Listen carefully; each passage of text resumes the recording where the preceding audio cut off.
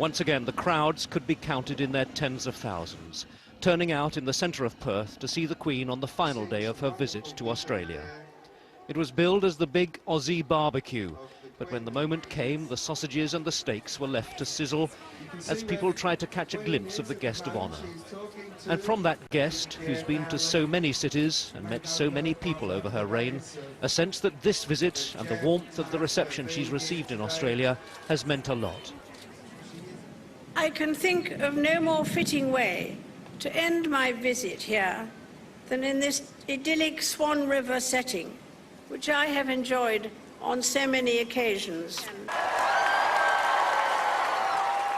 An amazing send-off at the end of an amazing trip. That's how one palace official has put it. In a sense, this visit to Australia has been an unexpected bonus in a year which has not been short of highlights.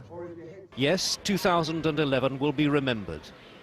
There was the historic visit to Ireland and a royal wedding to look back on, a diamond jubilee to look forward to next year. Was this her final visit to Australia?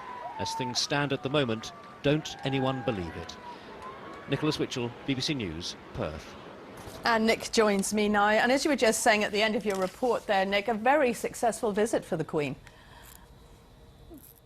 It has been, yes, and I think she has, as I was indicating there, been struck by the warmth and the scale of the welcome she's received. She always chooses her words, or her advisers choose the words that she utters very carefully, and she said in that short speech in Perth a few hours ago now that she had been overwhelmed by the kindness and the support that she'd been shown during the 10 or 11 days in Australia, and I think that she has been struck by, as I say, the scale of the welcome, and it's touched her, I think. She's always rather taken aback when she finds that people respond in such an affectionate way, as has been the case here in Australia.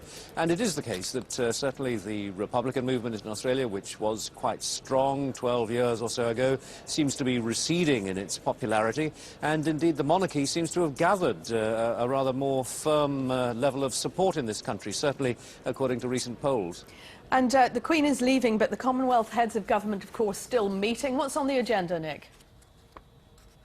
Well, today is the day when the Commonwealth heads of government go into retreat. They've gone to a location just on the outskirts of Perth, and really today is the day when they've got to grip or fail to grip the central issues of this summit, which really are around the recommendations from a group called the Eminent Persons Group, which has tried to steer them towards firmer action on human rights. This EPG has recommended a charter for the Commonwealth, setting up somebody called a Commissioner for Good Governance and Human Rights.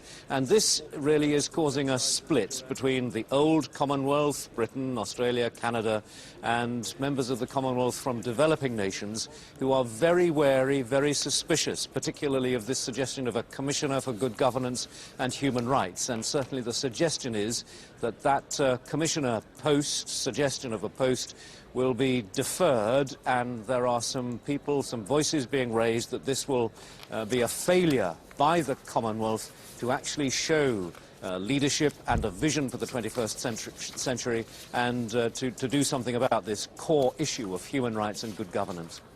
Nick, thank you. Nick Witchell reporting.